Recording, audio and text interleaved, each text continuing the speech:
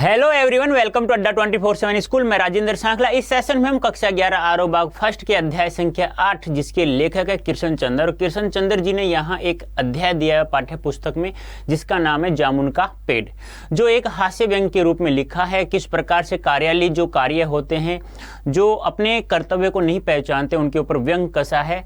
और साथ में सत्ता पर भी इन्होंने तंज कसा है कि किस प्रकार से सत्ता के लोग होते हैं वो एक दूसरे के ऊपर निर्भर रह करके स्वयं उस कार्य करने के लिए मना करते हैं। कहने का तात्पर्य क्या है, कोई भी अपनी जिम्मेदारी नहीं ले रहा है। यहाँ तक कि यह भी बताया गया है कि मानवता किस प्रकार संवेदनहीन हो गई है कार्यालय के प्रति। तो इस सेशन में हम दोस्तों कृष्ण चंद्र जी द्वारा रचित जामुन का पेड़ है उससे संबंधित जितने भी अभ्यास प्रश्न हैं उनके बारे में चर्चा करेंगे। तो इस सेशन में दोस्तों हम लोग क्या पढ़ेंगे, जामुन का पेड़, जो एक जामुन का पेड़ हास्य व्यंग रूप से कथा लिखी है कृष्ण चंद्र जी ने, उससे संबंधित जितने भी अभ्यास प्रश्न हैं उनके बारे में चर्चा करेंगे। क्योंकि यहाँ क्या होता है कि जामुन का जो पेड़ होता है वह सेक्रेटरीट के लॉन में आंधी की वजह से, जंकड़ की वजह से या आंधी की वजह से गिर जाता है। और जब वह गिर जाता है तो किसी इंसान के नीचे उसका तना, यानी किसी इंसान के ऊपर उसका तना आ जाता है, मतलब इंसान उसके नीचे दब जाता है। अब दब जाता है तो लोगों की भीड़ एकत्रित हो जाती है, लेकिन कोई उसे उठाता नहीं है। सबसे पहले कौन देखता है, माली देखता है, फिर वह चपरासी के पास जाता है, फिर वह क्लर्क के पास, फिर क्लर्क जाता है सुपरिटेंडेंट के पास। उसके बाद इस प्रकार की भीड़ इकट्ठी हो जाती है। अब हम जब जामुन का पेड़ के अभ्यास प्रश्न देखेंगे उससे पहले हमने पढ़ा क्या, जामुन का पेड़ जो मूल पाठ है, अध्याय है, उसे हम लोगों ने पढ़ा। और उससे पहले हमने कृष्ण चंद्र जी के जीवन परिचय और जामुन का पेड़ जो व्यंग है उसके सारांश के रूप में हम लोगों ने पढ़ा। यदि आप लोगों को फर्स्ट और सेकंड, यदि ये दोनों वीडियो आप लोगों को अच्छे से समझ में आ गई बच्चों, तो आप लोगों को जामुन के पेड़ से संबंधित जितने भी अभ्यास प्रश्न हैं उनमें कोई दिक्कत नहीं आएगी। शायद ऐसी उम्मीद करता हूं कि आप लोगों को यह दोनों वीडियो अच्छे समझ में आ गए होंगे। और यह सब हमें कहां पढ़ने को मिलता है बच्चों, अपनी पुस्तक है जिसका नाम है आरो भाग फर्स्ट कक्षा 11।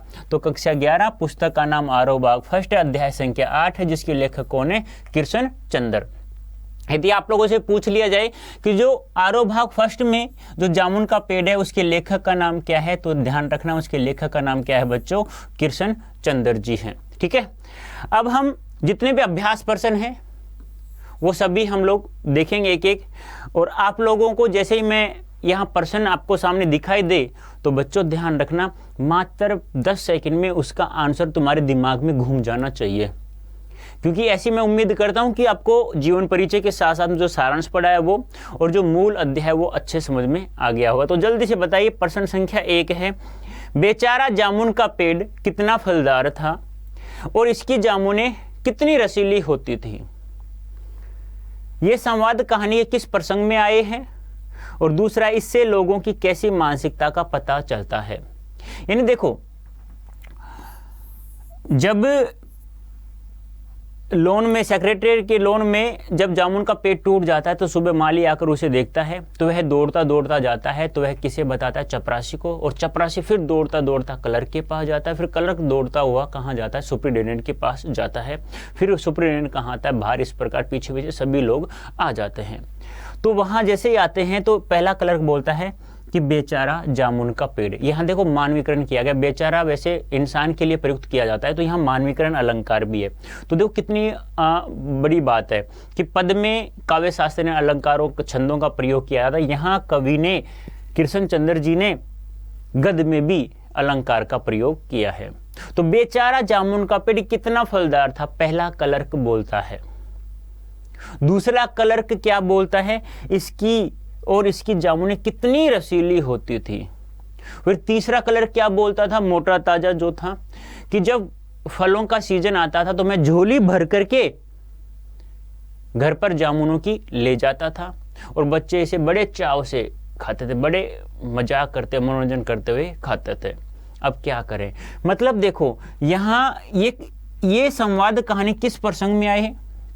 यानी कि जब जामुन का पेड़ जो होता है, तो जामुन का पेड़ जो होता है उसके नीचे कौन, एक इंसान दब जाता है। अब इंसान दब जाता है तो अब उसके प्रति कोई नहीं सोच रहे, यहाँ बहुत सारे इंसान खड़े हुए हैं, बहुत सारे इंसान खड़े हुए हैं, तो दब जाते हैं ना, तो उनके बारे में तो कोई सोच नहीं रहा है, लेकिन जामुन के बारे में सोचा जाता है। तब तो यह प्रसंग बोला गया क्लर्क के द्वारा। दोनों, एक कलर के लिए ये, दूसरे कलर ने बोला ये, तीसरे कलर ने बोला क्या, अभी बताया था मैंने कि फलों के मौसम में झोली भर करके जामुन ले जाता था और मेरे बच्चे बहुत ही चाव से इसे खाते थे। तो इस प्रसंग में आया ये तो। और दूसरा, इससे लोगों की कैसी मानसिकता का पता चलता है। मैंने अभी बताया था स्टार्ट करने से पहले कि यहाँ कार्यालय तौर तरीकों के साथ साथ किस प्रकार से लोगों के दिमाग में, मन में जो मानसिकता है वह मानवता के प्रति किस प्रकार से संवेदनहीन हो चुकी है। यहाँ पेड़ के बारे में सोचा जा रहा है, इंसान के बारे में नहीं। अर्थात यहाँ इंसान की कोई कीमत नहीं बताई गई है, वो तो बस फलदार पेड़ के बारे में सोच रहे हैं। और फिर भी ये देखो यहाँ कितना संवेदन शून्य है प्रत्येक विभाग के पास, यानी कि कृषि विभाग के पास जाता है, फिर जाता है हॉर्टिकल्चर के पास, फिर जाता है मेडिकल डिपार्टमेंट के पास, फिर जाता है फॉरेस्ट विभाग के पास, फिर इस प्रकार से वह पहुंचता फिर से आता है कल्चर विभाग के पास, फिर अंत में फिर विदेशी विभाग के पास पहुंच जाता है कि पिटोनिया सरकार ने हमारी सहायता करती है, उन्होंने ही प्रधानमंत्री साहब ने ये लगाया था पेड़, अब उसको नहीं काट सकते। अंत में जब प्रधानमंत्री कहता है कि ठीक है मैं इसकी सारी जिम्मेदारी लेता हूँ, आप पेड़ को काट दीजिए, इंसान को बचाइए, यानी इस प्रकार से 3-4 दिन में फाइलें घूमती रहती है। तो मतलब मानवता के प्रति संवेदनहीन हो गई है, लोगों की बुद्धि है जो भ्रष्ट हो गई है। और यहाँ देखो नालायक तो कैसी बातें करते हैं कि बेचारा जामुन का पेड़, जो बेचारा होता है जिसके माँ बाप मर जाते हैं इंसान के, उस इंसान को बेचारा कहा जाता है। तो यहाँ बेचारा शब्द किसके लिए प्रयोग किया गया, जामुन के पेड़ के लिए। तो ये दोनों संवाद है ना, ये इसके बारे में बताना है कि ये संवाद कहानी किस प्रसंग में आए, और इसी संवाद से आपको लोगों की कैसी मानसिकता का पता चलता है, यह बताना है आप लोगों को। तो सबसे पहले आप आंसर बताइए, ये संवाद कहानी के किस प्रसंग में आए हैं, कैसे बोले गए, कहाँ बोले गए, कब बोले गए ये प्रसंग, ये संवाद दोनों, कि बेचारा जामुन का पेड़।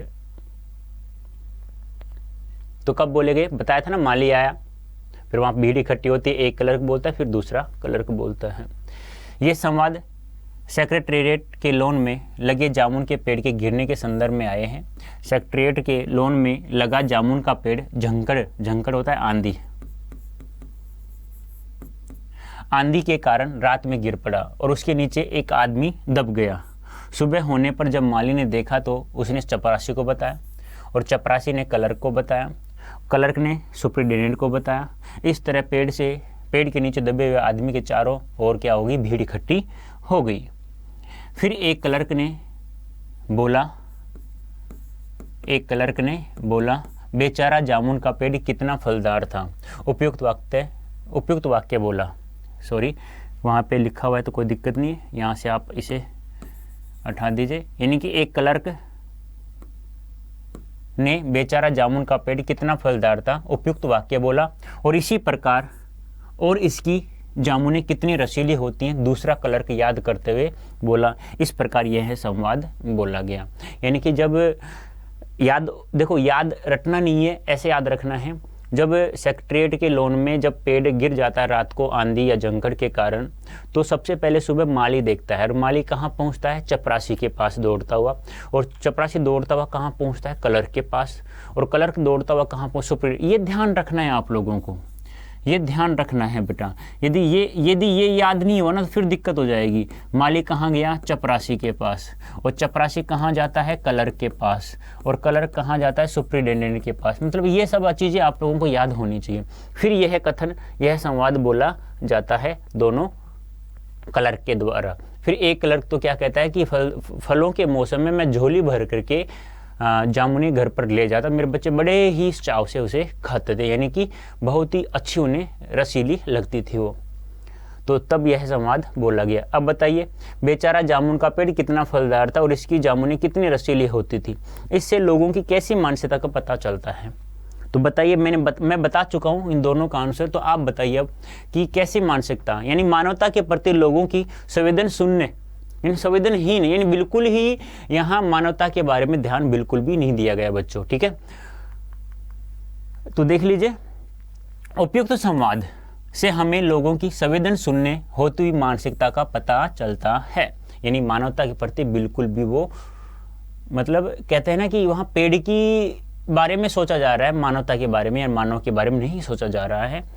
जामुन के पेड़ के पास खड़े हुए लोगों की सहानुभूति दबे हुए आदमी से न होकर उस पेड़ के लगे जामुनों को याद कर शोक प्रकट करते हैं। और यहाँ मानवीकरण भी किया गया है, अर्थात यहाँ मानवीकरण अलंकार भी है, क्योंकि यहाँ बेचारा शब्द का प्रयोग जामुन के पेड़ के लिए किया गया है, जिससे यह पता चलता है कि किस प्रकार लोग स्वार्थी और मानवता के प्रति संवेदन शून्य होते जा रहे हैं। यानी कि सोचना चाहिए इंसान के बारे में। अरे इंसान है तो पेड़ों को तो वैसे पाल लेगा वो, क्या पेड़ इंसान को पाल सकता है क्या? वो बात अलग है कि पेड़ ऑक्सीजन देते हैं, फल देते हैं, लकड़ी देते हैं, वो बात अलग है, लेकिन पालते पोसते तो कौन है? इंसान ही तो पालता है ना। अरे एक जामुन का पेड़ है, यदि उसी इंसान को तुम बचाओगे तो वह 50 जामुन के पेड़ भी लगा सकता है, ठीक है, यदि, पर वो इंसान के ऊपर है, इंसानियत यदि हो तो। पर इंसानियत जब इतने खड़े लोगों की इंसानियता मर गई तो बेचारा दबा हुआ इंसान भी क्या पता ऐसा ही होगा। तो हम ऐसा सोच सकते हैं, मे भी ऐसा हो सकता है, ठीक है। नेक्स्ट सेकंड पर्सन का आंसर दीजिए। दबा हुआ आदमी एक कवि है, यह बात कैसे पता चली और इसकी जानकारी फाइल की यात्रा पर क्या असर पड़ा? यानी जो दबा हुआ इंसान है, व्यक्ति है, वह एक कवि है, यह बात पहले तो बताओ कैसे पता चली, फिर पता चल गई तो फाइल की यात्रा पर इसका क्या असर पड़ा? कब पता चलता है कि इंसान कवि है, दबा हुआ इंसान या दबा हुआ आदमी कवि है? कब पता चला? सोचो, बताओ जल्दी से, क्या हो सकता है इसका आंसर? चलो मैं बता देता हूं।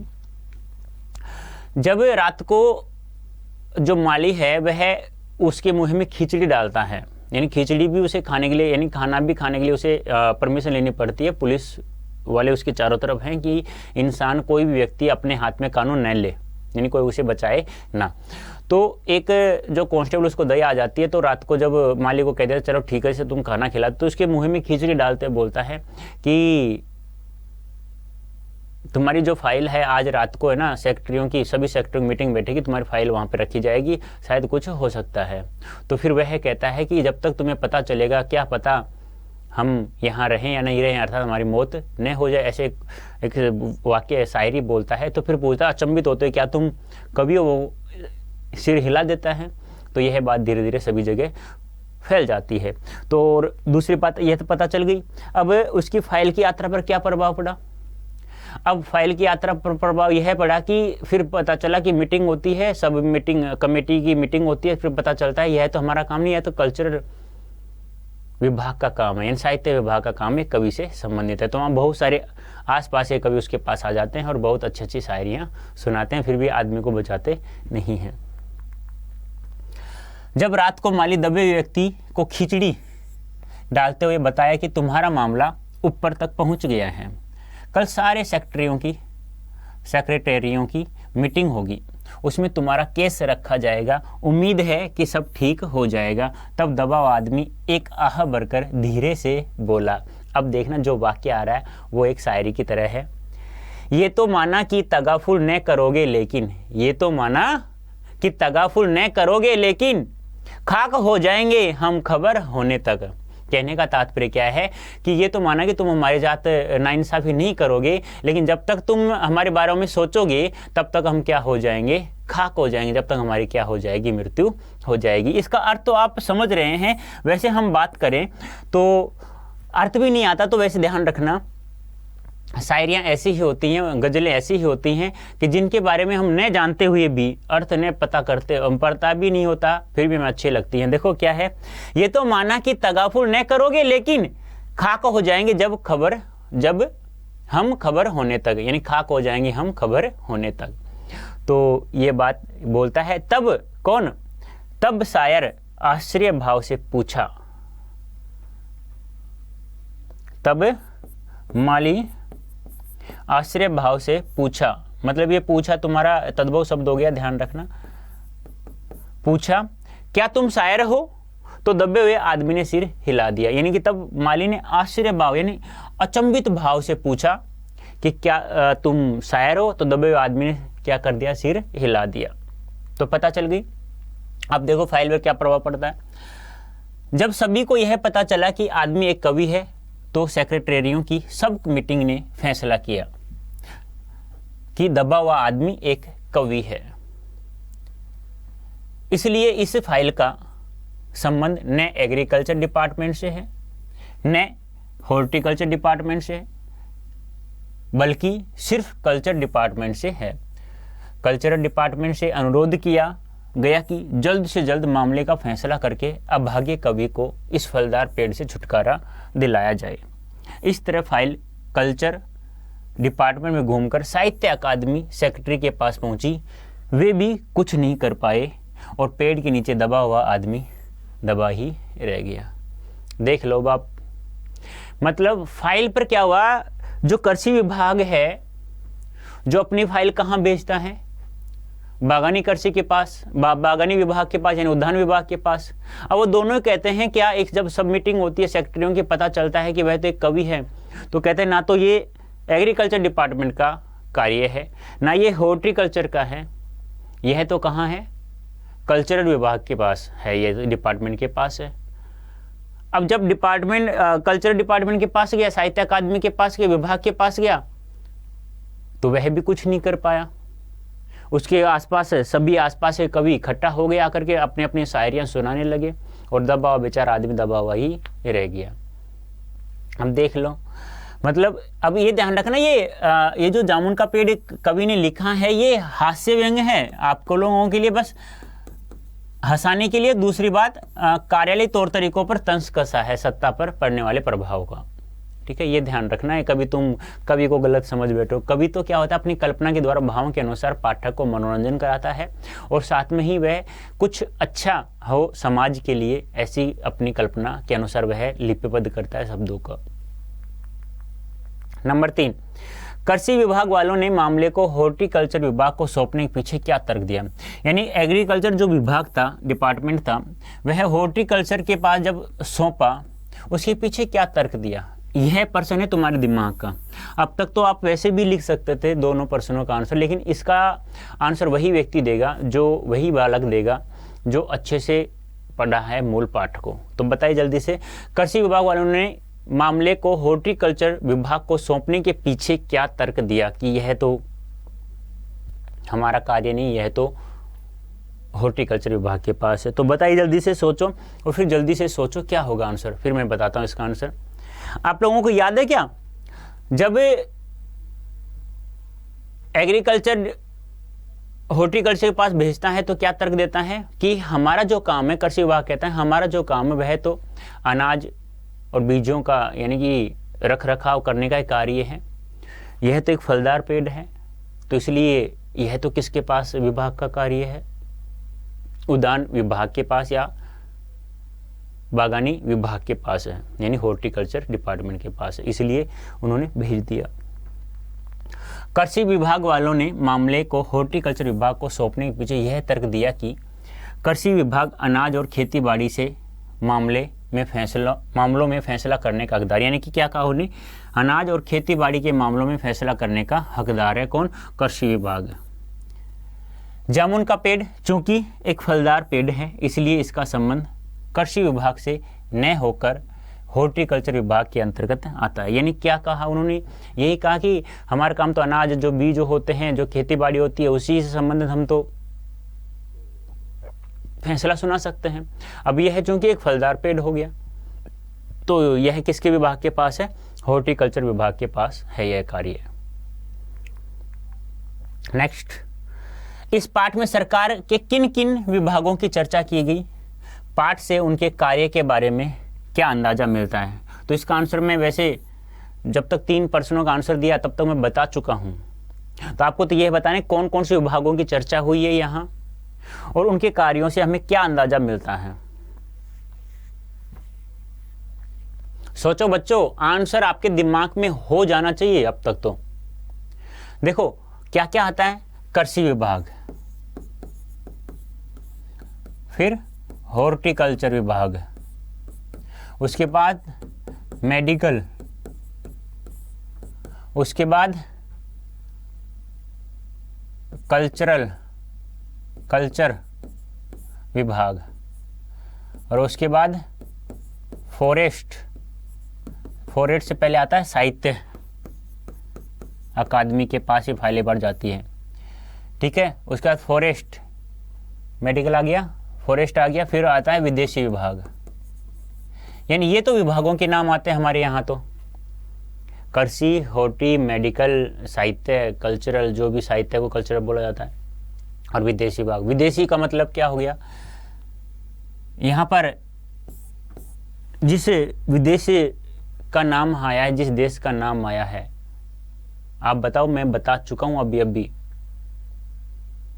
कि उस सरकार से हमारी बहुत ज़्यादा हेल्प करती है, वो बहुत ज़्यादा हमारे साहित्य में हमारे संबंध बहुत अच्छे हैं, तो यह सब बताया था।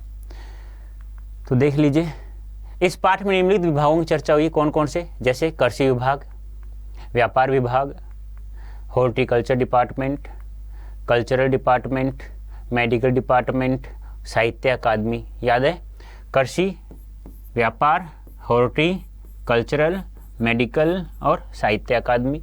उसके बाद फॉरेस्ट डिपार्टमेंट, फिर विदेशी, और किस देश का नाम आता है, पिटोनिया सरकार का नाम आता है, ठीक है। ये तो विभाग के नाम याद नहीं हुए तो याद कर लो, कृषि, व्यापार, हॉर्टिकल्चर, कल्चरल और मेडिकल और साहित्य। फिर आता है फॉरेस्ट डिपार्टमेंट, फिर आता है विदेशी विभाग या विदेश विभाग, विदेशी विभाग कर लो, और जैसे हमारे किस देश का नाम आता है, पिटोनिया सरकार। इन सभी विभागों से यह पता चलता है कि इनके कार्यालयी तौर तरीकों में पाया जाने वाला विस्तार कितना निरर्थक और पदानुक्रम कितना हास्यास्पद है। यानी कितना तो निरर्थक है। निरर्थक क्या होता है, देखो, निर्धन, अर्थधन कै, निर यानी नहीं, यानी इनका कोई अर्थ नहीं है, इनका कोई मतलब ही नहीं है नालायकों इन विभागों का, क्योंकि ये कार्य अपने ऊपर नहीं लेते, एक दूसरे पर टाल रहे हैं। और पदानुक्रम कितना हास्यास्पद है, और इनका जो पदानुक्रम है कितना ही हास्यजनक है। और साथ ही यह भी पता चलता है कि ये सभी विभाग स्वयं किसी निर्णय को नहीं ले सकते, तथा इनमें मानवता बिल्कुल भी नहीं है। मानवता तो बिल्कुल शून्य के बराबर है, बिल्कुल भी नहीं है। मानवता तो पता नहीं मर गई क्या उनकी, बिल्कुल ही। ये सभी विभाग नए नए नियम बनाते हैं, लेकिन स्वयं ही इनका पालन नहीं करते। ये सभी अपनी जिम्मेदारी को नहीं समझते। यानी कि व्यक्ति अपनी जिम्मेदारी कब समझता है, जब वैसी ही घटना जब स्वयं के अंदर बीतती है ना, तब इंसान जागता है। और जब इंसान जागता है ना, और अच्छा इंसान हुआ, तो प्रत्येक इंसान को जगा देता है। और कुछ ऐसे इंसान हैं जो जिनके ऊपर ऐसी घटना हो जाती है, वो अपने अंदर दबा लेते हैं, भाई ठीक है, मैं क्या कर सकता हूँ। अब जिनके पास पैसा अधिक है, अच्छी रेपुटेशन है, तो वह तो व्यक्ति कर सकता है और जगा भी सकता है। और बिना पैसे वाला भी ऐसा कर सकता है, लेकिन उसमें क्या होना चाहिए, धैर्य। बच्चों, यदि धैर्य, धीरज एक ऐसी चीज है जो जिसके पास भी है ना, वो कभी भी इंसान अपने अंदर कोई भी किसी भी समस्या को पनपने नहीं देगा, उसका हल अवश्य निकालेगा। वो कभी भी नर्वस नहीं होगा। तो कर्म करो बच्चों, धैर्य रख करके, और फल की इच्छा नहीं करनी है, तुम्हें बहुत आगे तक बढ़ना है। बस ऐसे ही पढ़ते जाइए और आगे दौड़ते जाइए बच्चों आप लोग। अब देखो, आपके जैसे अभ्यास पर्सन कंप्लीट होते हैं तो एक आता है भाषा की बात। यानी भाषा संबंधित कुछ तो व्याकरण की बातें होती हैं, कुछ भाषा की बातें। जैसे हमारी राजभाषा क्या है, हिंदी है, तो उससे संबंधित कुछ बातें होती है। जिसका पहला प्रश्न हमारे सामने है, नीचे दिए गए अंग्रेजी शब्दों के हिंदी प्रयोग लिखिए। यानी कुछ अंग्रेजी शब्द हैं, उनका हिंदी प्रयोग लिखना है हमें, यानी कि उनका अर्थ लिखना है हिंदी में, क्या कहा जाता है उसे। यानी कि मीनिंग्स होती हैं। जैसे मैं बोलूँ एप्पल, एप्पल का अर्थ क्या होता है, सेब। ऐसे बनाना, केला, आप लोग बोलते हैं इस प्रकार से। वाटर, पानी है, ऐसे बोलते हैं ना, तो इस प्रकार से आप लोगों को बताना है। तो शब्द हैं, देख लो, आपके सामने दिखाई दे रहे हैं। अर्जेंट, तुम कहते हो ना, आपने एप्लीकेशन लिखा होगा, टू द हेडमास्टर, फलाना फलाना स्कूल है, लिखते हो ऐसा, याद है, कुछ याद आ रहा है? हाँ, तो छुट्टी लेने के लिए आप लोग कहते हैं ना, जो कहते हैं ना अर्जेंट वर्क, लिखा है ना इस प्रकार से, तो अर्जेंट देख लो अब क्या होता है। Forest department, member, deputy secretary, chief secretary, minister, under secretary, horticulture department, agriculture department. तो इनकी आपको हिंदी बताना है, हिंदी अर्थ बताना है। बता सकते हैं कि आप लोग तो बताइए जल्दी से क्या क्या इनका अर्थ होता है। सोचो एक बार, देखो इनको, फिर बताइए मुझे जल्दी से क्या होता है इनका अर्थ। जल्दी से फटाफट बताइए। ऐसा कोई सा शब्द है जो जिसको तुम्हें बताने में कोई दिक्कत हो रही हो, जिसका अर्थ बताने में तुम्हें कोई समस्या आ रही हो, तो बताओ जल्दी से, देख लो तो। अर्जेंट, अर्जेंट का अर्थ क्या होता है? आवश्यक। ठीक है, कहते हो ना अर्जेंट है, जल्दी से, हाँ बहुत ज़्यादा आवश्यकता है तुम्हारी, जल्दी से आ जाओ। फॉरेस्ट डिपार्टमेंट, वन विभाग, फॉरेस्ट यानी जंगल होता ही है। मेंबर, सदस्य होता ही है। मेंबर, तुम्हारे घर में कितने मेंबर आप बोलते हो ना। डिप्टी सेक्रेटरी, जिसे उप सचिव कहा जाता है, डिप्टी सेक्रेटरी, उप सचिव। चीफ सेक्रेटरी, जिसे कहा जाता है प्रमुख सचिव। याद हो गया, अर्जेंट, आवश्यक, फॉरेस्ट डिपार्टमेंट, वन विभाग, मेंबर, सदस्य, डिप्टी सेक्रेटरी, उप सचिव, चीफ सेक्रेटरी, प्रमुख सचिव। जानते हो ना, चीफ सेक्रेटरी, प्रमुख सचिव और डिप्टी उप सचिव, यानी उससे नीचे वाला इंसान, यानी कि कहते हैं ना जो कम, जिसका स्टैंडर्ड होता है। मिनिस्टर, और कहते हो ना बहुत सारे मिनिस्टर हैं, बहुत सारे मंत्री आप पहुंचे हैं। अंडर सेक्रेटरी, जैसे अवर सचिव। हॉर्टिकल्चर डिपार्टमेंट, ये तो आ चुका, उद्यान या बागानी कृषि विभाग। एग्रीकल्चर, कृषि विभाग। कोई दिक्कत है क्या इनमें, बताइए मुझे जल्दी से। अंडर सेक्रेटरी, अवर सचिव। हॉर्टिकल्चर, उद्यान कृषि या बागानी कृषि विभाग, बागानी। एग्रीकल्चर, कृषि विभाग। याद हो गया। देखो ऐसा कोई शब्द नहीं था, अर्जेंट, आवश्यक, ठीक है। डिप्टी सेक्रेटरी, उप सचिव, अवर और चीफ सेक्रेटरी, प्रमुख सचिव, अंडर सेक्रेटरी, अवर सचिव, मेंबर, सदस्य होता ही है। फॉरेस्ट विभाग, वन विभाग को कहा ही जाता है। और फिर आता है एग्रीकल्चर, कृषि, हॉर्टिकल्चर, उद्यान या बागानी कृषि। ठीक है। नंबर 2 प्रश्न है आपका, इसकी चर्चा शहर में भी फैल गई, इसकी चर्चा शहर में भी फैल गई और शाम तक गली गली से शायर जमा होने शुरू हो गए। यह एक संयुक्त वाक्य, यह जो वाक्य दिया हुआ है यह कैसा वाक्य है? संयुक्त वाक्य। देखो जो बेटा वाक्य क्या होता है, शब्दों का ऐसा सार्थक समूह या पदों का ऐसा सार्थक समूह जिसमें बोलने वाले और सुनने वाले दोनों का मंतव्य अर्थात अर्थ प्रकट हो जाता है, तो उसे वाक्य कहा जाता है। कहने का तात्पर्य क्या है कि एक तो बोलने वाला होता है, मैं बोल रहा हूँ आपको समझ में आ रहा है, आप बोल रहे हो मुझे समझ में आ रहा है, दोनों का अर्थ आपस में समझ रहे हैं, जो कथन हम लोग बोल रहे हैं आपस में, तो उसे वाक्य कहते हैं। या आप कह सकते हो शब्दों का सार्थक मेल क्या कहलाता है? वाक्य कहलाता है। या पदों का मेल क्या कहलाता है? वाक्य। अब वाक्य जो होता है, वाक्यों का वर्गीकरण, जो वाक्य का वर्गीकरण होता है वो 2 आधारों पर किया जाता है। एक तो किया जाता है रचना या संरचना के आधार पर, दूसरा अर्थ के आधार पर। तो यहाँ जो संयुक्त वाक्य दिया हुआ है, एक सरल वाक्य आएगा, तो ये रचना के आधार पर वाक्य होता है, वो 3 प्रकार का होता है, सरल वाक्य, संयुक्त वाक्य और मिश्र वाक्य। तो यहाँ 2 वाक्यों के बारे में बात करेंगे, सरल और संयुक्त के। तो यहाँ जो वाक्य दिया हुआ है, इसकी चर्चा शहर में फैल गई और शाम तक गली गली से शायर जमा होने शुरू हो गए। तो यह कैसा वाक्य है? संयुक्त वाक्य है, जिसमें 2 स्वतंत्र को हम क्या कह सकते हैं? सरल भी कह सकते हैं या साधारण भी कह सकते हैं। यानी सरल वाक्य को स्वतंत्र वाक्य या साधारण वाक्य भी कहा जाता है। 2 स्वतंत्र वाक्यों का समानाधिकरण समुच्चय बोधक शब्द और से जोड़ा गया। कहने का तात्पर्य क्या है कि 2 इसमें सरल वाक्य हैं, 1 और 2, ठीक है, ये पूरा वाक्य है। अब इसे इस समुच्चय यानी कि इस योजक से क्या किया गया है? जोड़ा गया है। संयुक्त वाक्य को इस प्रकार सरल वाक्य में बदला जा सकता है। इसकी चर्चा शहर में फैलते ही शाम तक गली गली से शायर जमा होने शुरू हो गए। पाठ में से 5 संयुक्त वाक्यों को चुनिए और उन्हें सरल वाक्य में रूपांतरित कीजिए। यानी कि आप पाठ में से ढूंढना पड़ेगा आप लोगों को, तो मैं तुम्हें क्यों ने पूरा, एक तो सरल वाक्य होता है और एक संयुक्त वाक्य, दोनों ही मैं समझा दूं अच्छे से, तो कैसा रहेगा भाई? तो फिर आप पाठ में तो क्या, जैसे लाइन पढ़ो देखते रहो, अपने आप समझ में आ जाएगा, ढूंढने के काम ही नहीं है कोई। तो चलो मैं एक एक तुम्हें समझा देता हूं, तुम्हें एक एक चीज समझा देता हूं। देखो, एक तो होता है सरल वाक्य, जिसे क्या कहते हैं हम? स्वतंत्र वाक्य भी कह सकते हैं।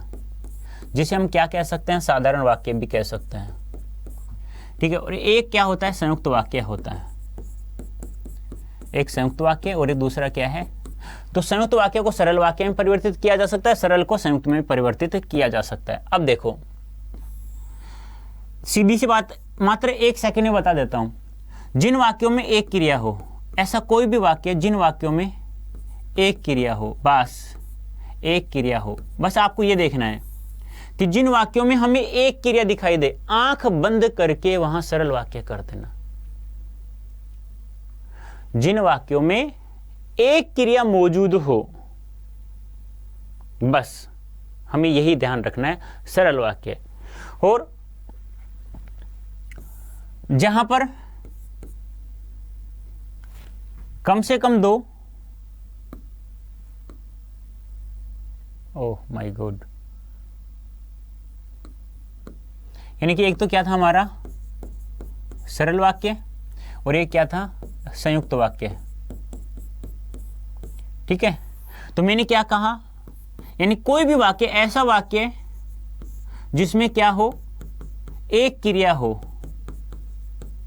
एक क्रिया हो, 100% कौन सा वाक्य हो जाएगा, सरल वाक्य हो जाएगा। 100% जहां हमें एक क्रिया दिखाई देती है।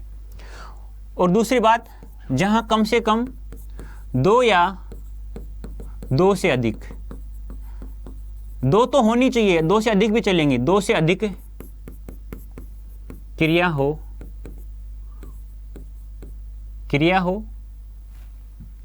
तथा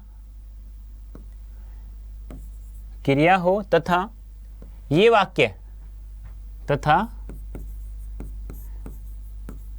वाक्य,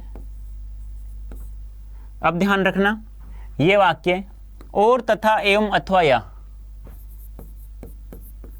और तथा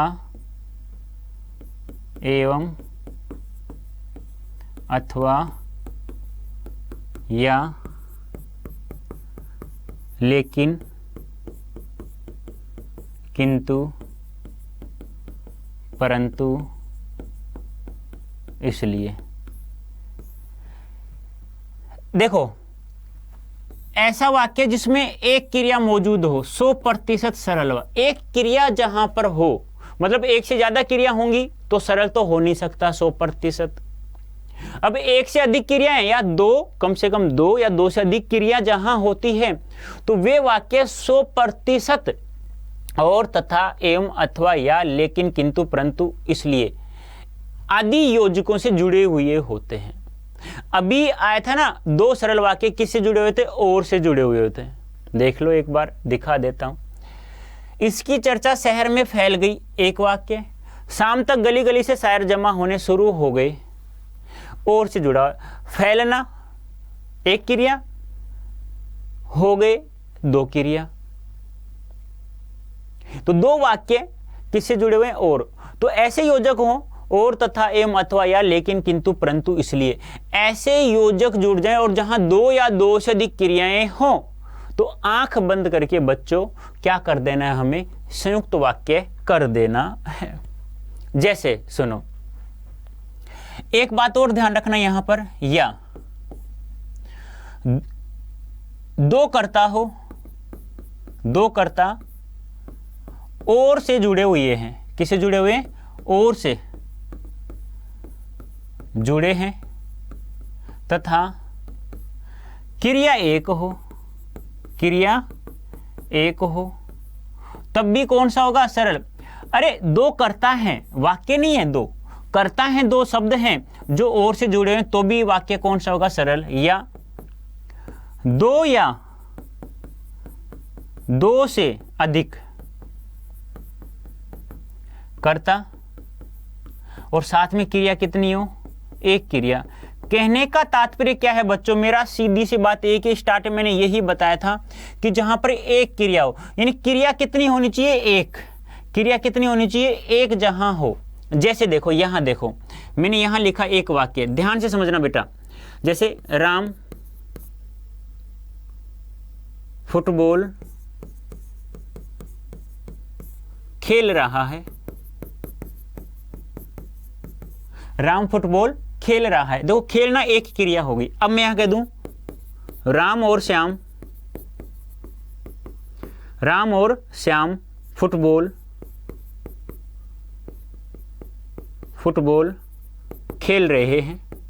अब देखो दो हैं और से जुड़े हैं, लेकिन क्रिया क्या है, एक ही है। मैं कह दूं राम श्याम सोहन मोहन नीना मीना सीना टीना फुटबॉल खेल रहे हैं, या राम श्याम सोहन मोहन नीना मीना सीना टीना और गीता फुटबॉल खेल रहे हैं, तो भी गलती नहीं होगी। एक क्रिया जहां हो वहां 100% हमारा सरल वाक्य होगा। बोलो बच्चों जल्दी से बताओ, मुझे समझ में आया या नहीं आया? जल्दी से फटाफट बता दीजिए मुझे, आया या नहीं आया? आ गया? कोई दिक्कत नहीं है, बस तो यही तो ध्यान रखना है। स्क्रीनशॉट लेना चाहो तो स्क्रीनशॉट ले लो इसका, या पोस्ट करके आप लोग लिख लीजिएगा, ठीक है। अब देखिए एक एक वाक्य को मैं समझा देता हूं। सरल वाक्य, जिन वाक्यों में केवल एक उद्देश्य या कर्ता, एक विधेय या क्रिया होता है तो उसे सरल वाक्य कहते हैं। मतलब कर्ता को उद्देश्य कहा जाता है और क्रिया को क्या कहा जाता है, विधेय कहा जाता है। यानी कि वाक्य के दो अंग होते हैं, एक उद्देश्य और एक विधेय।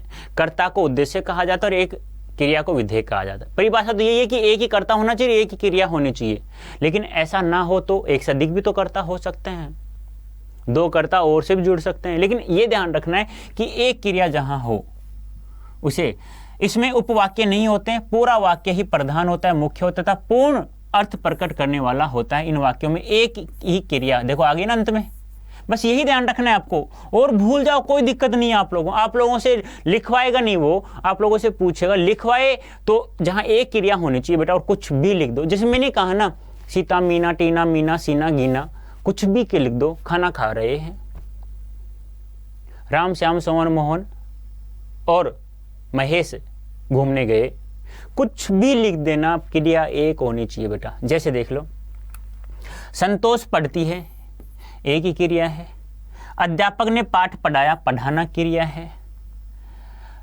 हम लोग बहुत परिश्रम करेंगे, करना क्रिया है। दूसरों का शोषण करने वाले अनेक व्यक्ति संसार में होते हैं, होना एक क्रिया है। मैं प्रतिदिन 2 घंटे व्यायाम करता हूं, करना एक क्रिया है। वह हंसते हंसते रोने लगी। अब देखो यहां पर, वह पढ़ते पढ़ते लिख रहा है, वह पढ़ते पढ़ते लिख रहा है। देखो बेटा यहां क्रिया एक ही है, ध्यान रखना, गलती मत कर देना।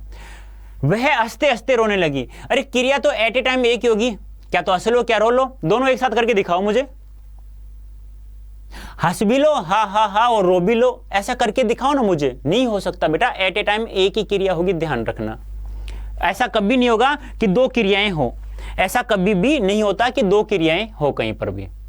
इस प्रकार से वाक्य, वह पढ़ते पढ़ते लिख रहा है। अरे लिखने का कार्य एक है, पढ़ रहा है, आंखों से देख रहा है ऐसे और लिख रहा है, काम तो एक ही हो रहा है ना एट ए टाइम।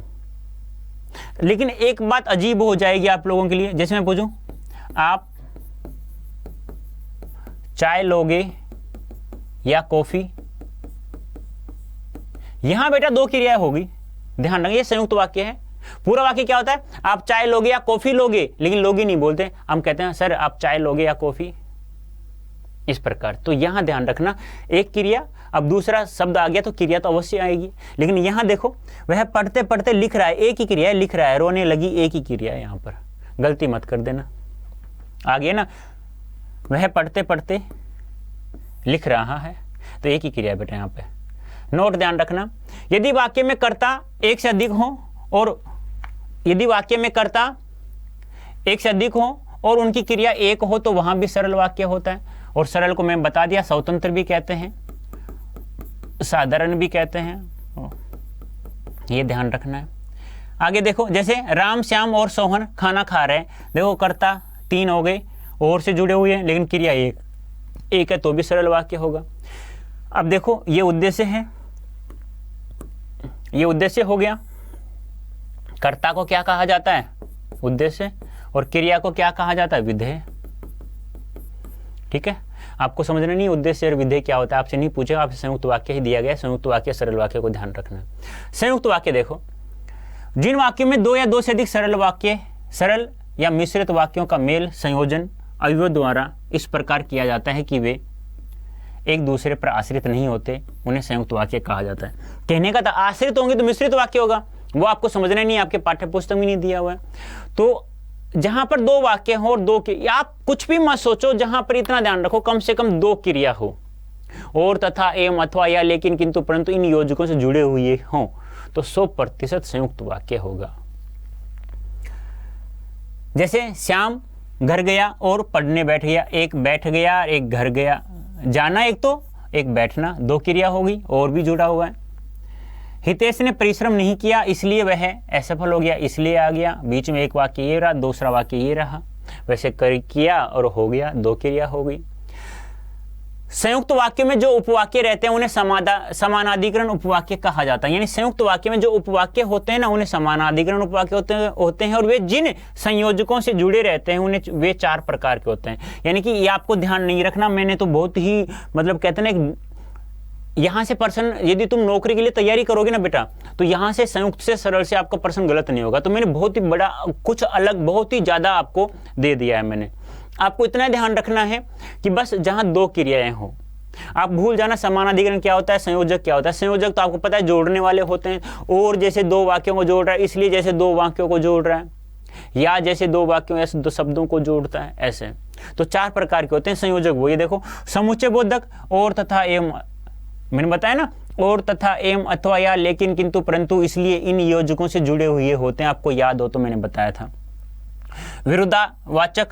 विरुद्धतावाचक संयोजक पर परंतु किंतु लेकिन, विकल्प सूचक संयोजक या और अथवा, परिणाम सूचक संयोजक अतः अतएव इसलिए। ये योजक जहां पर भी दिखाई दें आप लोगों को, ये योजक जहां पर भी दिखाई देते हैं ना बेटा, वहां पर 100% जहां दो क्रियाएं और ये योजक हो तो 100% वहां कौन सा वाक्य होता है बेटा, संयुक्त वाक्य होता है। ध्यान रखना विशेषकर यही बात ध्यान, जहां एक क्रिया हो 100% सरल वाक्य, जहां दो क्रियाएं हो संयुक्त वाक्य, बस और कुछ ध्यान नहीं रखना। सरल वाक्यों को संयुक्त वाक्य में रूपांतरण, क्योंकि आपको रूपांतरण करना बताया गया, पहले आया था कि संयुक्त वाक्य को सरल वाक्य में बदलना है, तो ऐसे 5 ढूंढना है और उनको बदलना है। तो आप देख लो सरल को संयुक्त में कैसे बदलते हैं। सरल वाक्य देखो, मनीष बीमार होने के कारण आज विद्यालय नहीं गया, एक ही क्रिया है। मनीष बीमार होने के कारण आज विद्यालय नहीं गया। मनीष बीमार है इसलिए वह विद्यालय नहीं गया, देखो इसलिए आ गया एक वाक्य और दूसरा वाक्य। घंटी बजने पर छात्र प्रार्थना स्थल पर चले गए, घंटी बजी और छात्र प्रार्थना स्थल चले गए, एक वाक्य और दूसरा वाक्य। ऐसे ही जोड़ना है आपको। सूर्योदय होते ही पक्षी चहचहाने लगे, सूर्योदय हुआ और पक्षी चहचहाने लगे। आई बात समझ में? तो यही तो हमें करना है बेटा, और कुछ भी नहीं करना। कहने का तात्पर्य क्या है मेरा, कहने का तात्पर्य यही है, कोई भी वाक्य हो किसी भी प्रकार का हो, और जहां हमें मतलब कहने का मतलब यही है, जहां हमें दो वाक्य दिखाई दे और तथा एवं अथवा या लेकिन किंतु परंतु आदि दिखाई देते हैं, तो वहां 100% हमारा संयुक्त वाक्य हो जाएगा। और जहां एक क्रिया होती है वहां हमारा सरल वाक्य हो जाता है। अब संयुक्त वाक्यों को सरल में बदल लो। अभी तो सरल को संयुक्त में बदला था, अब संयुक्त को सरल में बदल लो। वह बाजार गया और कपड़े लाया, वह बाजार गया और कपड़े, एक वाक्य और दो वाक्य। वह बाजार से कपड़े लाया, वह बाजार जाकर कपड़े लाया, या वह बाजार से कपड़े लाया, एक ही बात है। श्याम ने कठिन परिश्रम किया अतः वह उत्तीर्ण हो गया। श्याम ने कठिन परिश्रम किया और अतः वह उत्तीर्ण हो गया। कठिन परिश्रम करने के कारण श्याम उत्तीर्ण हो गया। राकेश क्रिकेट खेलता है पर शतरंज नहीं, हो गया सरल वाक्य। क्रिकेट खेलने वाला राकेश शतरंज नहीं खेलता। अब ये तो बेटा आप लोगों को थोड़ा बहुत तो इतना तो करना होगा कि हाँ सर ने क्या बताया था, कौन से नियम बताए थे, कैसा बताया था। अब तुम्हारा जो अध्याय है जामुन का पेड़, अब इसमें जितने भी जहां पर भी और तथा एवं अथवा या लेकिन किंतु परंतु दिखाई दे रहे हैं, क्या वो दो वाक्यों से दो क्रियाएं हैं वहां पे आसपास, दो से अधिक भी हो सकती हैं, कम से कम दो क्रियाएं और दो से अधिक भी हो सकती हैं। तब आपको ये सब देखना है। तो उम्मीद करता हूं आप लोग बहुत अच्छे समझ में आ गया होगा बच्चों। तो बच्चों मुझे लगता है, ऐसी उम्मीद कर सकता हूं मैं कि आप लोगों को जामुन के पेड़ जितने अभ्यास प्रश्न थे वो भी पढ़ लिए हमने, बहुत अच्छे समझ में आप भी गए होंगे। और दूसरी बात, सबसे बड़ी बात, जो सरल और संयुक्त वाक्य दिया गया था वो भी उम्मीद करता हूं जो बहुत अच्छे समझ में आ गए होंगे। इसी प्रकार से आप हमारे सेशन के साथ जुड़े रहिएगा। धन्यवाद, थैंक यू सो मच।